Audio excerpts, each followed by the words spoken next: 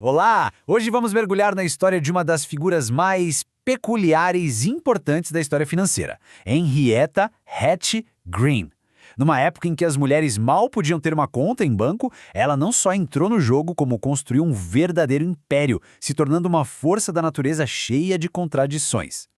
Pra gente começar a entender a Aerie Green, é só dar uma olhada nos apelidos dela. Porque de um lado a chamavam de mestra financeira, a mulher mais rica da América, e do outro, a maior avarenta e o mais famoso de todos, a bruxa de Wall Street. Só por aí já dá pra sacar que a vida dela era um enorme paradoxo. E essa é a grande pergunta que vai guiar a nossa análise de hoje. Como é que essas duas identidades tão extremas podiam viver dentro de uma única pessoa? Vamos tentar descobrir.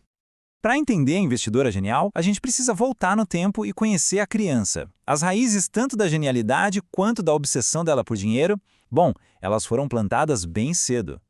A infância da Hatch foi tudo menos comum. Pensa só, com 6 anos de idade, enquanto as outras crianças brincavam, ela já estava lendo relatórios financeiros em voz alta para o avô dela. Aos 15, a capacidade dela de entender o mercado já era comparável à do próprio pai, um magnata da indústria baleeira. E quando ele morreu, quando ela tinha 30 anos, a base do império dela foi formada. Uma herança que hoje equivaleria a quase 200 milhões de dólares.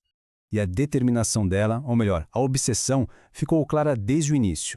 Quando uma tia deixou de fora do testamento, a Hatch não pensou duas vezes. Ela apareceu com um adendo que tudo indica ela mesma tinha forjado. O tribunal, claro, não aceitou. Mas esse episódio já mostrava uma coisa. Ela faria praticamente qualquer coisa para acumular mais e mais riqueza. Agora vamos pro palco onde ela construiu o império dela. E não era um cenário financeiro qualquer, não. Era a Era Dourada da América. Um período super volátil e, digamos, selvagem. A Era Dourada foi uma época de extremos. Indústrias como ferrovias e petróleo simplesmente explodiram, criando fortunas gigantescas da noite para o dia. Só que essa expansão toda era um verdadeiro campo minado. Crises financeiras aconteciam o tempo todo e quebravam empresas e pessoas. Para a maioria, isso era um desastre. Para Hatch, era uma oportunidade de ouro. Essa frase dela resume tudo, né? Ela basicamente descreveu a essência do que, décadas mais tarde, o mundo conheceria como investimento de valor. Comprar coisas de qualidade quando todo mundo está com medo e ninguém mais quer. A estratégia dela era brilhante de tão simples nadar contra a correnteza. Enquanto o pânico fazia todo mundo vender na baixa desesperado, era ali que ela entrava comprando.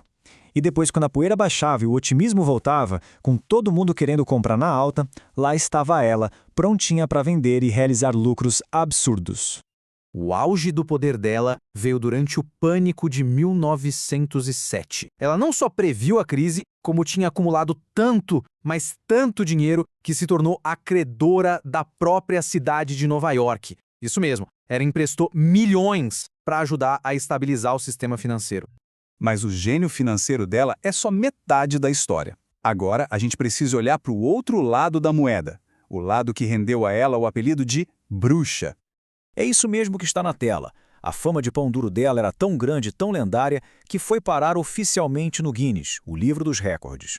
Ela não era só uma pessoa econômica, não. Ela foi coroada a maior avarenta do mundo. As histórias sobre a avareza dela são inacreditáveis. Diziam que ela comia mingau frio só para economizar no gás para aquecer.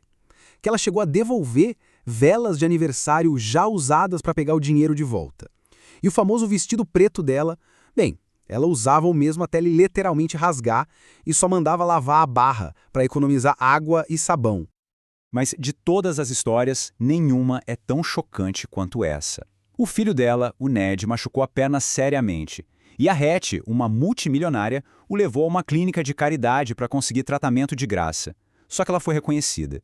E quando pediram para ela pagar uma taxa mínima, ela se recusou e simplesmente foi embora. O resultado foi trágico.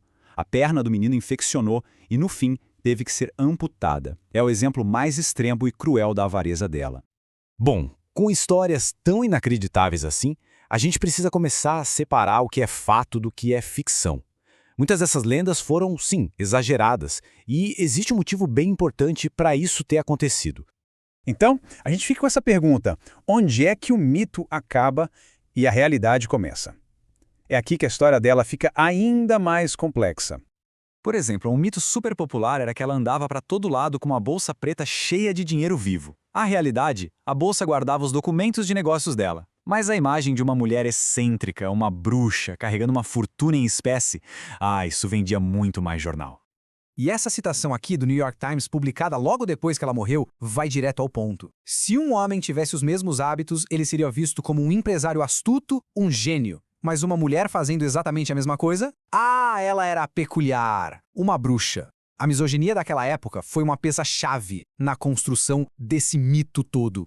Então, no final das contas, qual é o legado que a Hattie Green deixou? Vamos dar uma olhada nos números e principalmente no contexto em que eles foram construídos.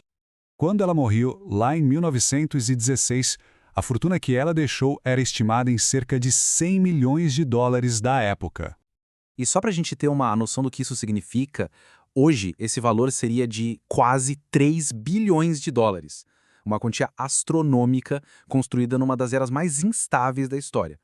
Mas o mais impressionante de tudo é o contexto. Ela conseguiu isso num mundo que legalmente tentava limitá-la de todas as formas. Um mundo onde ela não tinha o direito de votar, onde ela não podia sentar num conselho de administração, onde ela era, literalmente, barrada de entrar no pregão da Bolsa de Valores de Nova York. Quando a gente leva em conta todas as barreiras que ela teve que superar, o legado dela muda de figura. Ela não foi só uma grande investidora para uma mulher. Ela foi, sem dúvida, uma das maiores investidoras da história. Ponto. E com isso a gente volta à nossa pergunta inicial, mas agora com uma nova perspectiva. Afinal, quem foi Hattie Green? Uma avarenta cruel? Uma excêntrica? Ou um gênio financeiro que foi forçado a jogar um jogo com regras completamente diferentes e que, contra todas as probabilidades, venceu? Talvez a verdade seja que ela foi tudo isso ao mesmo tempo. Uma figura tão complexa e fascinante quanto a própria fortuna que ela construiu.